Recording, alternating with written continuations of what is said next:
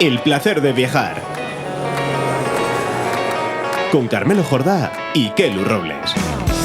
Kelu Robles. Carmelo Jordá. Muy buenos días, tardes, noches o lo que sea cuando nos estéis escuchando. Bienvenidos al Placer de Viajar, que como todos sabemos es el mejor podcast de viajes desde que allá por el año 250 los romanos, hablábamos la semana pasada de romanos, pues esto también, es que no podemos dejar dejarlo. de pensar en los romanos.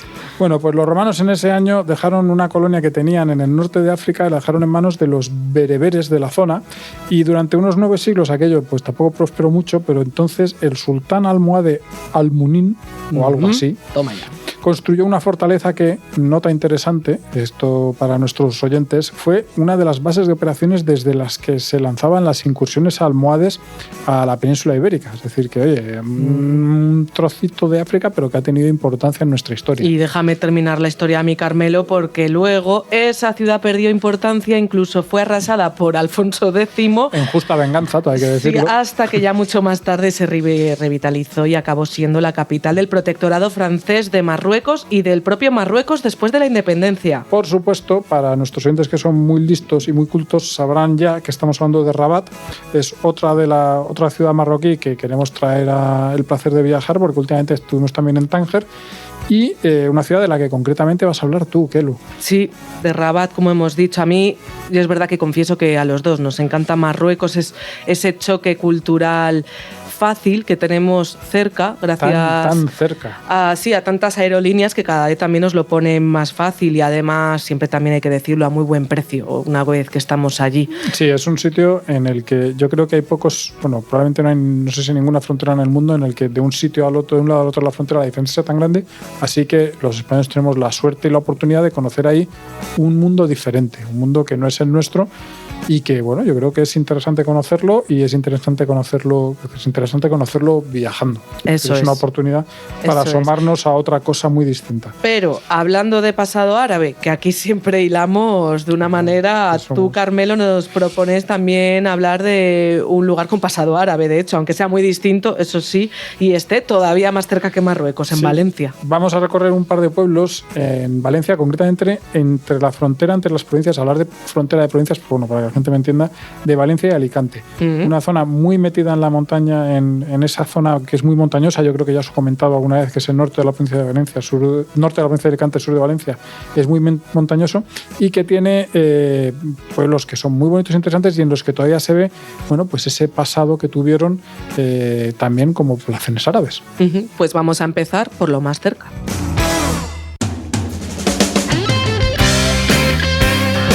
A ver, ya entonces estabas ya trazando un poquito el dibujo general, pero exactamente ¿a dónde nos llevas, Carmelo? Mira, vamos a ir a dos pueblos. Están en el norte de la provincia de Alicante y en el sur de la provincia de Valencia, uno en cada lado vuelvo a decirlo, de la frontera, para que la gente se entienda. Estamos en el entorno de una de las sierras que hay en esta zona, que es la Sierra Mariola, que es un paisaje bastante interesante y una zona, como digo, con muchas cosas que ver y con muchos pequeños detalles. A mí me gustan a veces estos viajes que no son de grandes monumentos, grandes catedrales, pero sí son de muchos pequeños detalles que hacen que el viaje sea muy bonito. A mí me gusta mucho cómo cuentas esto, que yo creo que de esta zona ya alguna vez nos has contado un poquito. Es una zona aquí, que conozco muy bien. Ahí haces muy bien. Que tiene que ver con mis ancestros y que además, aparte del tema personal, es que es una zona que yo creo que por lo general es muy desconocida. Sí. Y me gusta entonces porque, joder, es que realmente hay cosas muy bonitas que, bueno, que yo creo que sonarán nuevas para muchos de nuestros oyentes. Ocurre a veces en diferentes lugares de España, creo que a la provincia de Granada, salvando Sierra Nevada, le ocurre lo mismo, que la costa tiene tal poder de atracción que lugares súper bonitos y súper interesantes del interior quedan un poco olvidados a muchos viajeros. Entonces yo creo que está muy bien que lo traigas hoy aquí. A ver, habla un poquito de ese paisaje y de esa ruta concretamente que nos quieres trazar. A ver, el paisaje, como os decía, es de mucha montaña, y esto realmente se ve y impacta. Es decir, cuando llegas allí prácticamente no hay terreno llano, es todo un sub y baja. Obviamente no son montañas como las de los Alpes que hablamos la semana pasada aquí. Las alturas están, pues por ejemplo, hay los 1000 metros de la Sierra de Benicadei, que por cierto es de las más bonitas que hay en España. Esto lo puedo decir porque es la de mi pueblo, pero porque es verdad. Es una sierra con una cresta de roca de, no sé, tendrá a lo mejor 200-300 metros de altura la cresta de roca, que es muy llamativo, muy bonito. Y luego la Sierra de Mariola de Algo Salado antes tiene su punto más alto, se llama Montcabrer y tiene 1.390 metros, que bueno, ya es algo más, pero tampoco es mucho. Y bueno, pues es el típico paisaje mediterráneo de mezcla de bosque de pinos, mucho cultivo y todo esto pues con una armonía que desde mi punto de vista es bastante especial. Hombre, dices que no es mucho 1.300, pero encontrar, yo creo que sí que está bien, encontrar ese paisaje mediterráneo a esa altura ya me parece también bastante curioso. Hay una cosa que me encanta de esta zona de España y es el nombre de los pueblos. Sí, es que me parecen muy bonitos, muy originales, no sé, yo no estoy acostumbrada. Cuando los encuentro siempre me sorprenden. A ver si esta vez en esta ruta también pasa. Mira, vamos a ir. El primero de los pueblos se llama Onteniente en español, que yo puede ser por costumbre, porque mi familia, como bien sabes, es valenciano hablante, entonces siempre nos hemos referido a él como Ontinyent. Y a mí me gusta mucho más. Me parece como mucho más sonoro, una cosa muy tal, pero insisto, puede ser simplemente la costumbre de que siempre lo hemos llamado así. Y además, aclaración para los oyentes que creo que les parecerá interesante, allí nadie te va a decir nada porque lo llames de una forma u otra. Esas cosas allí no pasan. En otros sitios a lo mejor sí, pero allí no vamos a tener ese problema. Un detalle importante de Ontinyent. Me vais a permitir que le llame así, ya que tengo la costumbre y me hace como un poquito de cosa. Es grande, no es un pueblo tan pequeño. Allí hay pueblos, en esta zona hay pueblos muy pequeños y de hecho la mayor parte de los pueblos son muy pequeños. El otro del que hablaremos es bastante pequeño. Tiene 35.000 habitantes y tiene un hijo muy, muy, muy famoso. Un personaje mundialmente famoso, pero además de verdad, no estoy aquí exagerando, porque de allí de Ontinyent es Juan Carlos Ferrero. ¡Hombre! Famoso tenista que llegó a ser el número 1 del mundo y además ahora es el entrenador del número 1 del mundo de Carlos Alcaraz. Así que, oye, pues no es cualquier cosa, ¿eh? Estamos hablando de gente importante. Dato curioso. ¿Y luego cómo es en sí el pueblo? Mira, es un pueblo interesante con una mezcla curiosa, porque para empezar tiene mucho pasado. Es una zona con mucha historia, de hecho, con yacimientos prehistóricos, es decir, es una zona con, como digo, con mucha historia. Y en el caso de Ontinyent tiene también ese pasado árabe del que decíamos al principio, que ahora lo veremos, pero tiene también un pasado industrial y un presente. O sea, es un pueblo que hoy en día sigue teniendo mucha industria, entonces eso le da un carácter distinto. A mí personalmente lo que más me gusta es la parte antigua, le llaman el barrio de la Vila, está así también en lo más alto. No es un pueblo de estos subidos a una roca, pero sí que está en la parte más alta y es pues el típico trazado de calles estrechas, de plazuelas pequeñitas, lo propio de una zona que recuerda mucho a ese pasado musulmán, porque en la época musulmana era un sitio bastante importante. No era una capital ni mucho menos, pero sí que era un sitio importante. Además de esta zona que dices que es bonita, no sé si el hecho de ser también un poco industrial significa que no haya monumentos. No, sí que tiene sus monumentos. Por ejemplo, lo primero, y un poco relacionando con esta época, el Palacio de la Villa, que le llaman, que era una antigua cazaba musulmana. Hoy está obviamente muy cambiado, pero muy bien conservado, está muy bonito, está en el extremo de esta zona antigua y dentro hay varias dependencias municipales. La Plaza Mayor, la semana pasada hablábamos de Peñaranda del Duero y también de su Plaza Mayor, pues en casi todos los pueblos de España la Plaza Mayor es el sitio neurálgico. Está el antiguo ayuntamiento, el Palacio de los Condes de Torrefiel, que a mí me gusta mucho porque es un palacio del siglo XV. Entonces el siglo XV es esta época de la arquitectura, realmente era una época en la que Valencia era una zona muy rica y tiene una arquitectura gótica, pero que ya casi evoluciona a algo más parecido al Renacimiento. Sí. Y esto tiene, pues esa arquitectura, a mí me parece muy valenciano. Igual lo ve un experto. Pero el estilo existe, o sea, también en Valencia capital se ven muchos ejemplos de esa arquitectura. Pues igual lo ve el experto y dice, ¿pero qué tontería estás diciendo, niño? Pero bueno, a mí sí que me lo parece y me parece muy típico de allí. Luego, claro, al lado de la Plaza Mayor suele estar la Calle Mayor y en este caso ahí sí que tenemos esa influencia de la época de esa riqueza industrial, porque tiene muchas casas con, no te voy a decir que palacios nobles, pero sí casas con un aire noble muy bonitas, de finales del siglo XIX, algunas de principios del XX. La verdad es que es una calle, además es una calle llamativamente estrecha para el tamaño del pueblo, así que está bastante interesante.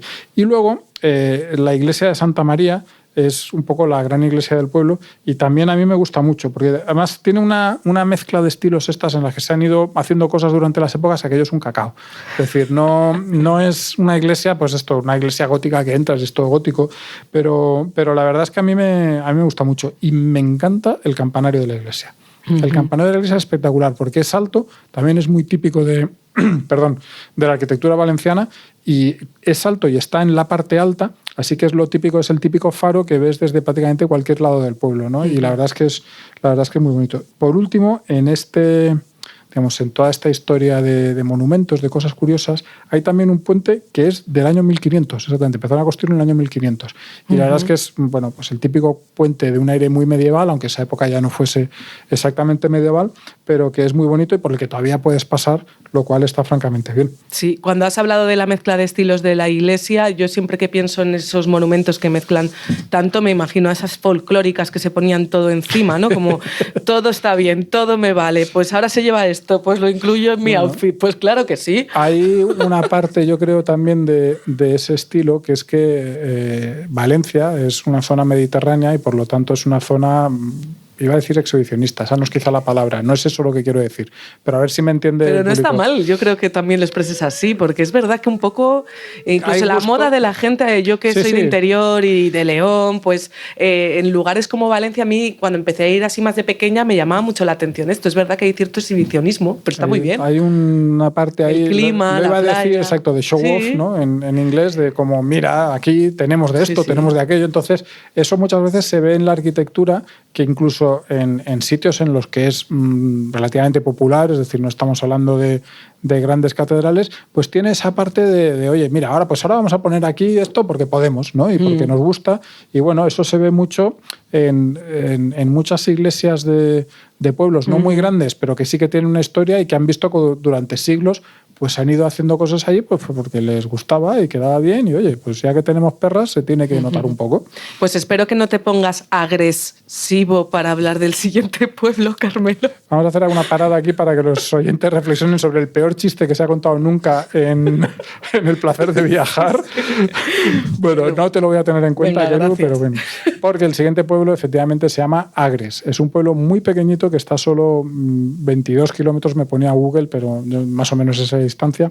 Y este pueblo a mí, bueno, me gusta mucho porque tiene una historia que os voy a contar más adelante que me hace mucha gracia, pero también es que me parece precioso. Está metido en las faldas de la Sierra de Mariola, pero metido prácticamente dentro de la montaña. Y de hecho está a algo más de 700 metros de altura, que cuando estamos hablando de la provincia de Alicante, me parece que ya son alturas respetables. O sea, es un pueblo de montaña en la escala que tiene la montaña en esta zona.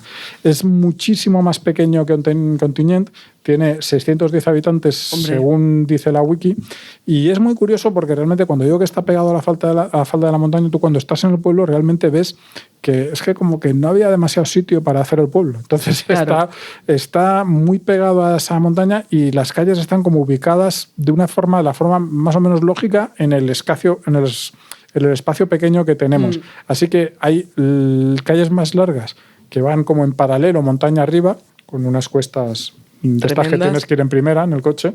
Y luego en algunas, estas son algo más largas, un poco más anchas. Y luego alguna en paralelo, o sea, alguna transversal más pequeñita, alguna plaza pequeñita también, porque no hay espacio para más. Y en algunos sitios, pues aquí y allá, se te abre un poco un mirador en el que ves todo el paisaje que tienes alrededor, que es francamente bonito. Esta es un poco la imagen general de lo que le rodea a su entorno, pero luego el pueblo en sí, ¿cómo es? El pueblo es la típica arquitectura de Mediterráneo interior, te diría, ¿no? Que son casas generalmente blancas, pero también hay algún color suave, y son casas que, aunque ves que tienen cierta, no sé cómo decirlo, cierta preparación para el verano, en esos colores claros, en esas cosas, pero también son casas de muro ancho, porque en invierno, digamos, la rasca allí en Agres es importante, claro, porque estamos muy metidos, como decía, en la montaña. Son calles estrechas, son calles en las que realmente no se ve nada que no sea esa arquitectura tradicional, y luego con detalles que crean pequeños rincones, lo que te decía antes, ¿no? Cosas pequeñitas, pero que en ese momento dices, joder, pero qué bonito es esto, que tampoco es nada, ¿no? Pues una fuente antigua de 1800 no sé qué, y es un rincón, la fuente no es una fuente monumental, es una fuente pequeña que te crea ahí un rincón en la calle precioso. Pues como digo, ese mirador que puedes ver algo del paisaje desde allí, esos sitios. Hay una fuente, por ejemplo, que a mí me llama mucho la atención y que me la descubrió hace 1 o 2 veranos un amigo, porque él va allí a recoger el agua todas las semanas con sus garrafas y tal. Entonces el agua viene directamente de la montaña y el agua sale tan fría que si tú vas con una garrafa, cuando la llenas la garrafa, se te empaña. Claro, que es algo que a mí me pareció flipante. Joder, ¿qué cosa? Bueno, el agua esa es una maravilla, por supuesto, completamente natural. No voy a decir que es agua mineral, porque no sé exactamente si eso es una categoría tal, pero es agua recién salida de la montaña y fantástico. Bueno, pues esa idea de que también es un sitio que está muy en contacto con esa naturaleza que todavía está muy viva a su alrededor, ¿no? Que todavía y que está incluso metido dentro del pueblo, vamos, porque la fuente está ahí en el pueblo. Luego quiero que me hables del lugar... que se me olvidaba una cosa. Claro, al lado de la fuente, como en todos los pueblos de la zona, está el antiguo lavadero. Ah, y lo conservan. Lo conservan súper bonito, con sus paredes, iba a decir paredes, con sus espacios para ahí poder fregar la ropa adecuadamente, que afortunadamente ya no se dedica a eso porque las mujeres tienen... Las mujeres, ese comentario más terriblemente machista acabo de hacer. Bueno, ¿verdad? Quienes los usaban antiguamente. Exacto, o sea, las mujeres ya no tienen que ir allí como iban antes y en las casas tenemos todos lavadoras con las que bueno, pues ahorrarnos el viaje y fregar allí, que a lo mejor en la primavera, verano no está mal, pero en el mes de enero te digo que el agua que yo podía menudos ser tremendo. sabañones, madre mía. Quiero que nos cuentes, que no te guardes el secreto, porque a micro cerrado me has hablado de un lugar que está en lo más alto del pueblo, ¿no? Y que también es un tesorito. Bueno, pues es un sitio que a mí, como te digo, además yo siempre he tenido mucha vinculación, casi te diría familiar con él, porque era una historia que mi abuela nos contaba continuamente, ¿no? Es el monasterio santuario de la Virgen de Agres, que tiene una historia curiosa porque esta historia empieza el 31 de agosto de 1484. O sea, está datado el día exactamente en el que ocurrió. Ese día en Alicante capital, a una distancia, se encendió una iglesia y se quemó el retablo que tenía, y en este retablo había una imagen de una virgen que, según atestiguaron los pescadores que estaban en el puerto, salió volando. Salió volando de la iglesia para no quemarse y al día siguiente, es decir, el 1 de septiembre, se le apareció en Agres a un pastorcillo y estaba subido a un árbol que concretamente era un almez. Es decir, está todo datado y todo se sabe, iba a decir científicamente, para que nos entendamos. Entonces, allí donde se apareció la Virgen, como suele pasar en estos casos, se construyó un monasterio que está en un entorno, pues decía, el pueblo está en la falda de la montaña, el monasterio está en lo más alto del pueblo, es decir, que está prácticamente metido en la montaña y es un entorno precioso de bosque de pinos, con vistas, es un sitio muy bonito. Hasta donde yo sé no se puede visitar mucho, pero sí que se puede visitar la iglesia, que es muy pequeñita, y es también con mucho encanto. Y en la iglesia hay también exvotos de cera, porque la Virgen, claro, cuando tú empiezas así, pues te ganas fama de milagrosa, así que tiene lo típico del bracito del niño, la carita no sé qué, tal. Las peticiones. Exacto, las peticiones que se han hecho. Y agradecimientos posteriores, cuando también cumplían. Efectivamente, porque si está el exvoto es porque ha cumplido. Sí. Eso está claro. Sí, a mí me encanta también lo del tema de los exvotos. A ver, probablemente fue a ver todo ese entorno, ¿no? Cuando se fue volando también. A ver, la Virgen, que yo sepa, nunca se apareció en un sitio feo. No, lo digo completamente en serio. Todos los sitios relacionados con apariciones marianas son sitios bonitos y muchas ocasiones relacionados con el agua. Es una constante que se cumple. Aesthetic. ¿Y cómo es el entorno, aunque ya has contado un poquito de Agres?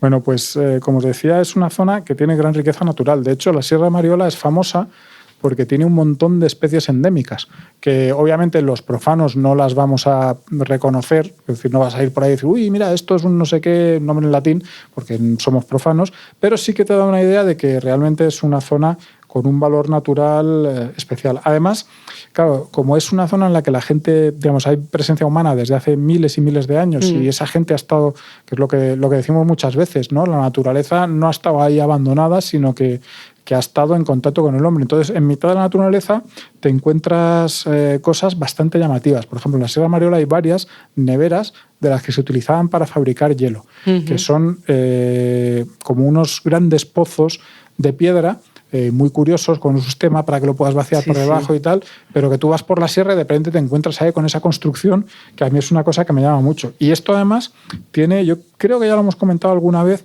tiene que ver con la industria del helado que había en la provincia de Alicante, que es muy famosa y de hecho todavía hay por España, yo iba a decir miles, no sé si miles, pero muchas heladerías de la Gijonenca, la Ibense, que son pueblos de la provincia de Alicante a los que se bajaba el hielo desde la Sierra de Mariola para hacer esos helados. Esto. Se puede subir también, está cerca de Agres y es una caminata larga. Antes era menos larga porque te dejaban subir con el coche hasta más allá de la mitad de la sierra, pero ahora, bueno, es una caminata algo más larga, pero bueno, no es inabordable para una persona en un estado físico normal. Pues se puede subir a Montcabrera, que como decía es el pico más alto y está en 1.390 metros. Desde allí se ven todos los valles que te rodean y un paisaje que a mí me parece maravilloso. La Sierra de Benicadé, que os comentaba antes, todo el valle que se abre a los pies de las dos montañas, realmente es un sitio muy bonito y es una gozada, y además tienes la cosa esta de, mira, yo he subido hasta allá arriba,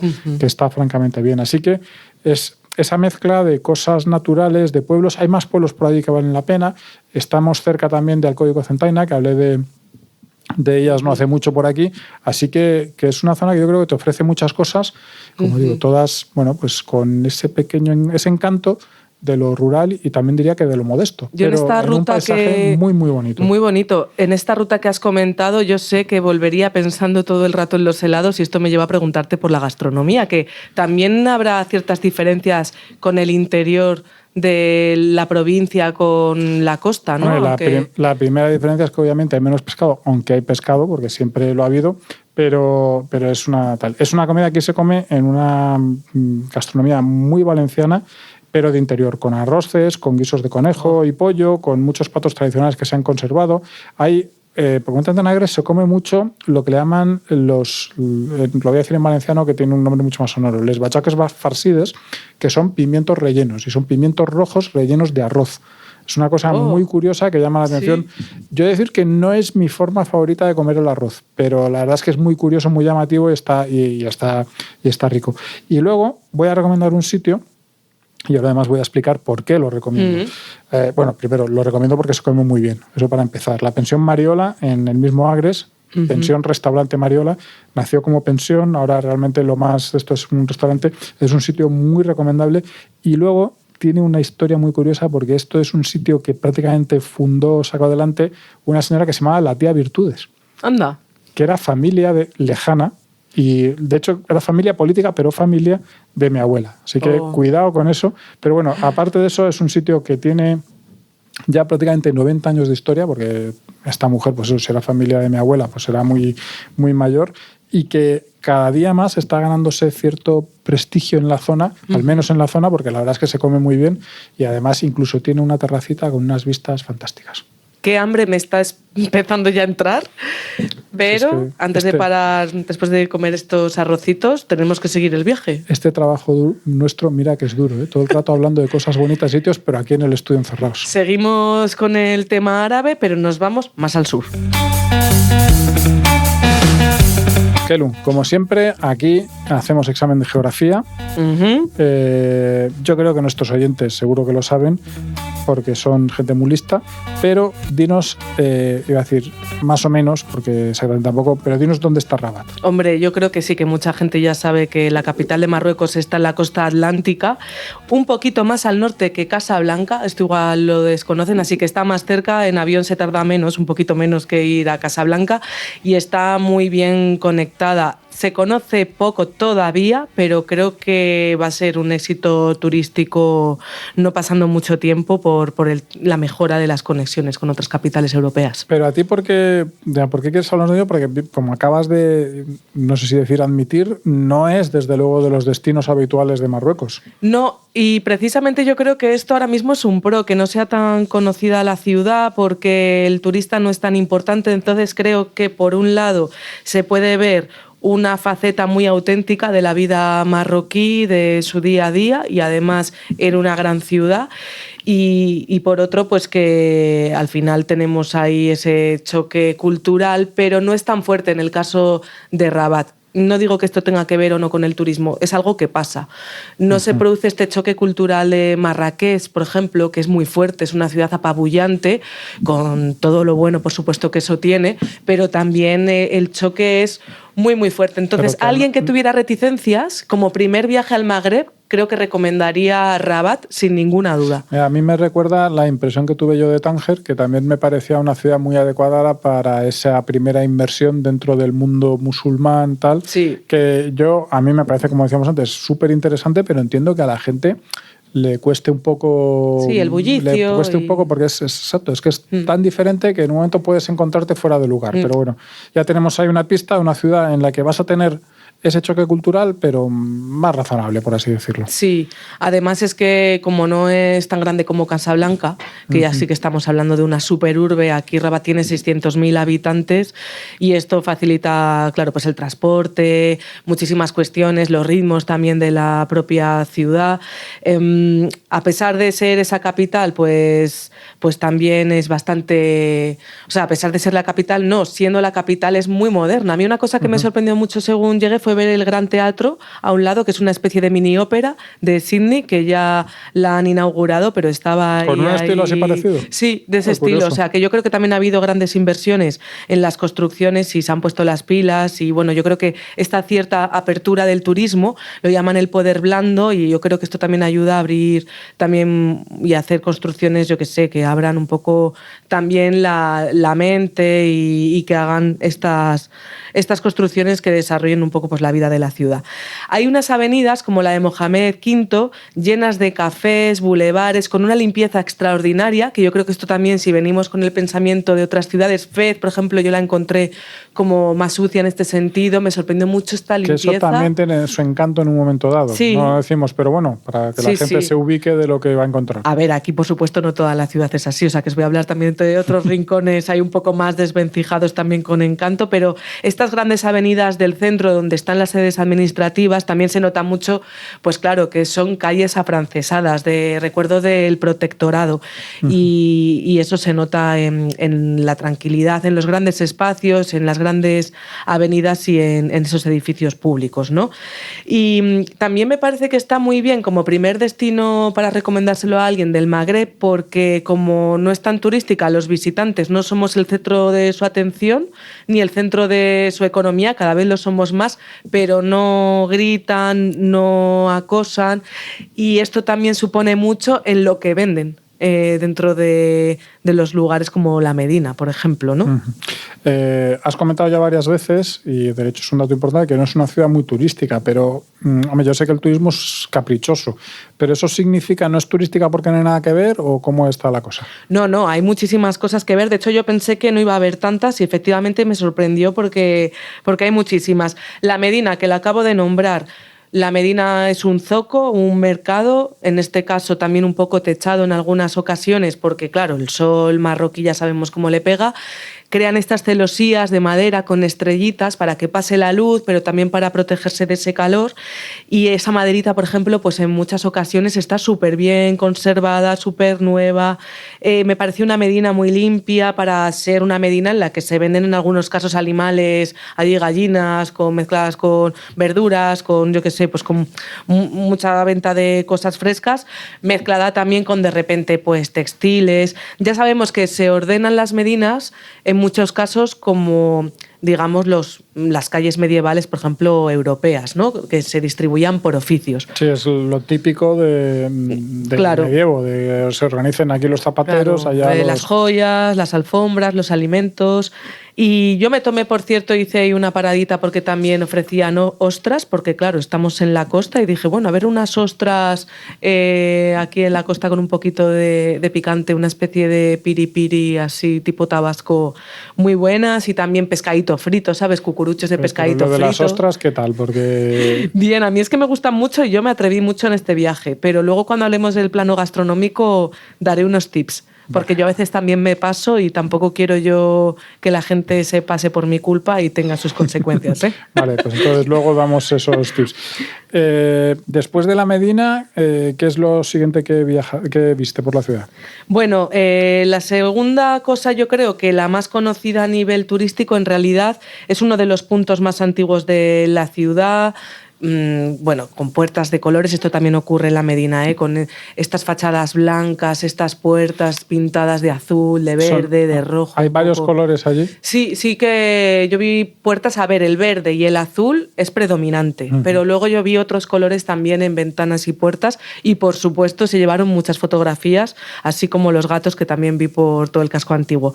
Pero bueno, después de la Medina, al lado, hay una especie de Medina que dices, pues parece una Medina, pero no, porque en realidad no es comercial. ¿Qué es? Y es la Casba de los Sudayas. Casba significa ciudad fortificada, que esto en Tánger también lo comentamos. Estaba normalmente en un alto de ciudades además costeras, imagínate, había que proteger ahí la entrada a la ciudad y la salida. Y se llama Casba de los Sudayas porque los Sudayas eran una dinastía almohade, que antes los hemos nombrado, fueron la dinastía bereber, un movimiento religioso también que gobernó en el norte de África y en el sur de la península ibérica, así que también nos suenan por ello. Y a diferencia de la Medina, pues lo que decía antes, no es nada comercial. Aquí vamos a ver, aquí sí que son impolutas las calles, cómo está cuidada la Casba. O sea, es una cosa alucinante pasear por allí. Y también no solo ves turistas, ves a gente que vive también en la Casba de los Sudayas, que esto también realmente me parece un privilegio, que se haya protegido. Es muy silenciosa, muy tranquila, la Medina también, por cierto. Y luego, bueno, en este punto de la Casba, como está tan alto y al lado del mar, no quiero dejar de lado el hecho de que ahí se puede ver desde lo alto de la Casba el cementerio de Rabat, que es un mar de lápidas alucinante mirando hacia la Meca y que se extiende sobre toda una explanada. Que a mí, por un lado, me da un poco de pena que los muertos ocupen un lugar que me parece privilegiado para los vivos, pero que es espectacular. O sea, a esa vista yo me recorrí el cementerio tranquilamente y vi a mucha gente por allí también, no de turismo, sino de gente que iba ahí a ver un poco a sus familiares. Y me pareció un lugar espectacular ahí abierto, mirando al Atlántico, con toda la parte histórica más antigua de la ciudad que hemos visto detrás. Y quiero contar una curiosidad que me fijé allí porque vi mucha decoración que me recordó mucho a la Alhambra. Claro, la Alhambra tiene una decoración, la típica decoración de la Alhambra se llaman mocárabes, pero esta decoración se puso de moda en la Alhambra y se extendió hacia el Magreb y se copió en el Magreb. El Magreb tomó de la Alhambra esos mocárabes. Y como hubo muchos refugiados de la Reconquista que llegaron a Rabat, pues se puso de moda muchísimo este estilo decorativo que nos recuerda tanto a la Alhambra, pero hay que pensar que es posterior. Y en la Casba también hay un contraste muy curioso con el mundo moderno, porque me encontré con una exposición de pintura contemporánea en uno de sus monumentos y además me encontré al hijo del artista y me estuvo comentando y enseñando allí las pinturas de su padre. Me encantó. Pues tiene que ser curioso eso en ese entorno, ¿verdad? Sí, totalmente. Además el contraste de lo antiguo con lo moderno. A ver, y luego, me imagino que habrá más cosas en la ciudad y te pregunto directamente porque muchas ciudades de Marruecos tenían también su barrio judío, que tú sabes que yo siempre allí donde voy busco el barrio judío si es que lo hay. ¿También pasa esto en Rabat? Sí, que está muy cerquita, porque todo lo que os estoy comentando hasta ahora está muy cerquita. Aquí ya sí que estamos hablando de calles más desvencijadas, donde yo vi pues como la vida incluso un poco más auténtica, a diferencia de la Medina, porque la Medina siendo auténtica, porque no te venden souvenirs, no te están tan pensada para el turismo, sí que está muy cuidada. Pero es verdad que la Mela, que es como se llama el barrio judío de estas ciudades, pues, pero es más laberíntica, callejuelas más estrechas. Me gustó mucho perderme porque la Medina de Rabat no me pareció tan laberíntica como otras en las que he estado y eché un poco de menos esto, que era fácil orientarse. Entonces digo, y por la Mela sí que te puedes perder y me gustó mucho esto. Tuviste ahí tu momento de antiguo anuncio de perfumes de la joven que se perdía por la Casba. Es una cosa muy... Sí, con las motos pasándote esto, sí que aunque sean más tranquilas... Sí, lo de las motos es una locura que tiene cierta gracia cuando te acostumbras, pero que la verdad es que llama la atención cómo se meten en cualquier calle. Y de hecho a veces te encuentras una moto por allá arriba y dices, pero esto ¿cómo ha llegado aquí este tío? Aquí hace mucho ruido, entonces enterarte te enteras y además huelen ahí a gasolina, también hay un olor en la gasolina de por esas callejuelas de todas esas motos. metiéndose por lugares imposibles. Es muy bonito ir a la Melá porque veremos muy de cerca ya cómo asoma otro elemento importante de Rabat, que es su río, el Bu Regreg, que separa lo que es la urbe propia de Rabat de la que tiene enfrente, y se puede cruzar pagando unos dirhams para ir en barca, o se puede ir, yo me fui en tranvía, que también baratísimo y pasan un montón y súper moderno y puedes cruzar. Pero antes de cruzar quiero hablaros del monumento también, uno de los protagonistas de Rabat, que es la Torre de Hassan. Se puede llegar hasta allí recorriendo, de hecho, la vera de ese río. Tiene más de 800 años la torre. Se parece mucho a la Giralda de Sevilla. Por lo que comentaba antes de lo de la moda de los mocárabes, estaba pensada para ser una de las torres más altas del mundo, pero se murió su ejecutor, así que se quedó en 44 metros. Claro, que tampoco está mal. Y no está mal, y se puede comprobar, se puede ver cómo está ahí inacabada, ¿sabes? Que es que se ve claramente que está inacabada. Y se yergue sobre una explanada en la que brotan columnas a su alrededor, porque ahí al lado había una mezquita antiguamente que se derrumbó. Ojo, tras el terremoto famosísimo de Lisboa de 1755, pues llegó hasta Rabat.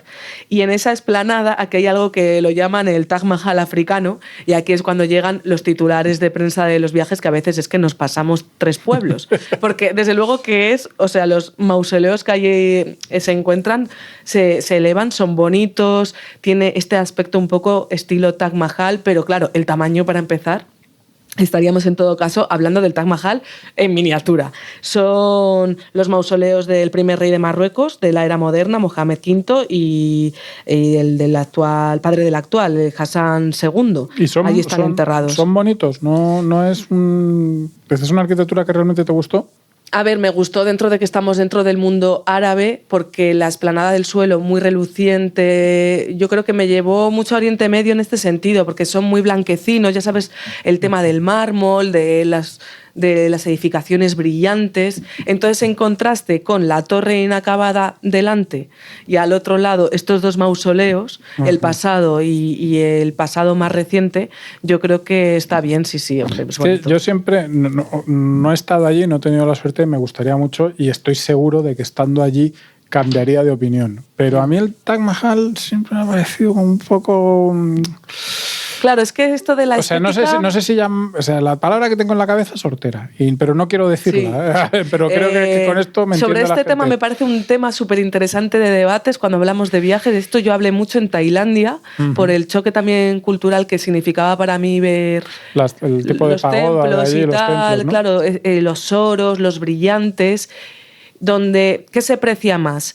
Si la antigüedad o el exhibicionismo, ¿no? Hablando como estábamos hablando de exhibicionismo antes. Entonces hay culturas en las que el exhibicionismo, el tiempo y la antigüedad no cuenta tanto como hacer cosas nuevas, grandes, importantes visualmente. Entonces sí que es un tema... Luego cada uno es que puede tener su gusto. Sí, ¿no? Por supuesto. Y entonces... A ver, personalmente, a mí me gustó, pues claro que yo no tendría, no sé, como el gusto de ir todos los días al mausoleo, a estos mausoleos que os estoy contando. Igual me gustó más la torre, por antigua. Y obviamente hay una cosa que, claro, que también tenemos que tenerla siempre en nuestro esto como viajero, que no es lo mismo un edificio de un estilo en un sitio que ese mismo edificio que lo trasladásemos a otro sitio. Bueno, es decir, que probablemente, o sea, no sé, yo el Taj Mahal ahí en Alcorcón, pues quedaría como un poco, dices, esto es Las Vegas. Y la historia que albergan y que cuentan. Porque entonces también cuando hablamos de arqueología, pues diríamos que es feo todo en muchas ocasiones, porque son 4 piedras, dicho mal y pronto, ¿no? Pero que también la historia que hay detrás yo creo que hace que nuestros ojos transformen nuestra mirada. Claro, como tiene que ser. Bueno, estamos todavía en Rabat, que nos hemos ido hasta el Taj Mahal, pero ¿alguna cosa más de Rabat que no quieras dejar de decir? La excursión, de hecho, no es Rabat, la excursión a Salé, al otro lado del río que os contaba. Esto es que os lo recomiendo porque creo que no lo hace mucha gente. Y aquí, si hablaba de poco turismo en Rabat, esto sí que es la vida de verdad de barrio, pero es que tiene una Medina preciosa, súper auténtica, súper familiar. Me gustó ver cómo salían los niños del colegio, cómo iban al rezo, pues los hombres por un lado, las mujeres que volvían de hacer la compra.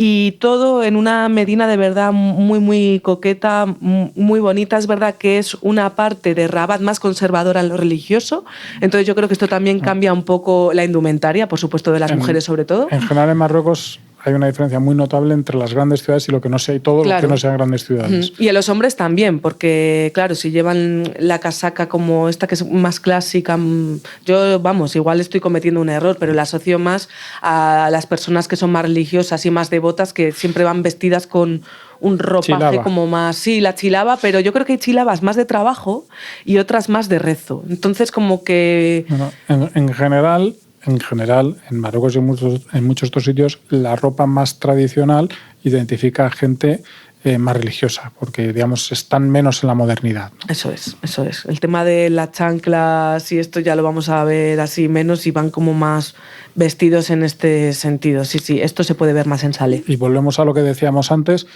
y me gusta recalcarlo, más allá de lo que pensemos de todo eso, es interesante conocerlo y verlo por nuestros propios ojos. La pregunta en la que solemos acabar nuestros viajes, y que casi te diría que es de las que más nos gusta, de lo que más nos gusta hablar. ¿Qué comiste por allí? La tríada clásica marroquí yo creo que no puede faltar, de cuscús, tallines y pastillas, que son una especie de empanada que tiene una cubierta de azúcar glass con canela, entonces es agridulce. Qué rico. Los pescados, o sea, yo creo que a esta tríada sí que hay que añadir, como te pasaba a ti en Tánger cuando nos contabas que estamos en la costa, entonces vamos a aprovechar. Yo lo de ir pidiendo cucuruchos de pescadito frito, de verdad, es que me pareció una cosa por unos precios y, claro, pero fresco, recién, y allí frito rebozado, muy también algo compartido con Andalucía, el Cádiz, y o sea, una elaboración muy similar. Ya has hablado antes de tener cuidadico con algunas cosas. A ver, yo siempre reconozco que antes de irme de un sitio así de estos, el último día, siempre soy de las que dicen, bueno, ¿y el agua del grifo, si pruebo un trago, pasará algo? O tal. Entonces yo creo que ya me viene muy arriba. Está por un lado el tema de las ostras, está el tema de que yo me puse a beber agua, zumos también de limón con azúcar riquísimos, tés, por supuesto, con menta, hierbabuena. No os quiero decir que no lo hagáis. Yo creo que lo único peligroso que hice de todo esto, si acaso, serían las ostras, porque tienen que estar muy frescas, y yo creo que esto no ocurrió porque las probé el primer día. Y el último fue cuando hice lo del agua y yo me puse algo mala, tampoco muy mala, como un par de días después al llegar a España. Así que si acaso eso, pero sí que tengáis presente que no bebáis agua de grifo en los hoteles, que normalmente, pues oye, vamos a notar ahí el cambio y lo vamos a llevar mal. No es que sea venenosa, no es que tal, sino que hay otros criterios, otro tal, sí, y no estamos acostumbrados. Efectivamente, agua embotellada. Lo esencial es eso. Lo de las ostras no fue, porque si te la tomaste el primer claro. día, la ostra mala te da iba a decir una palabra, pero te da el zapatazo al día siguiente. Sí. Eso yo creo que no falla. Por eso yo creo que tampoco fue. Y por no terminar con este anecdotario, pero sí quiero añadir que si vais un viernes, por favor, bueno, cuscús hay que probar siempre, pero que sepáis que nuestras paellas de los domingos, o nuestro plato tradicional de los domingos, pues para allí su día sagrado son los viernes. Entonces muchas veces comen ese cuscús los viernes en familia, y si no queréis parecer los guiris como cuando aquí les vemos cenar paella, pues allí que sepáis que los viernes está muy bien que os pidáis un super cuscús. Pues me ha gustado mucho toda esta película que nos has hecho de Rabat. La verdad es que suena muy interesante y me apetece conocerlo. Oye, qué viaje nos hemos hecho, que nos hemos trazado de la península ibérica al Magreb. De lo antiguo árabe a lo árabe moderno. Es que somos la repera. Ya está, y si no nos lo decimos nosotros, por favor, que nos lo digan nuestros oyentes, que sepáis que seguimos vuestros comentarios, os leemos. A veces tardamos, pero siempre os vamos a leer. Escribidnos, escuchadnos, por favor, que es lo más importante. Eso. Y nada, yo dentro de 7 días estaré aquí para hablar de viajes. ¿Tú? Pues yo creo que también. ¿Quedamos? Pues quedamos. El placer de viajar, con Carmelo Jordá y Kelu Robles. Escucha este y otros programas cuando y donde quieras a través de los podcasts de Libertad Digital y Es Radio. Instala nuestra aplicación para iOS o Android. Entra en nuestra web Es Radio FM o búscanos en iVoox, Apple Podcast o Spotify.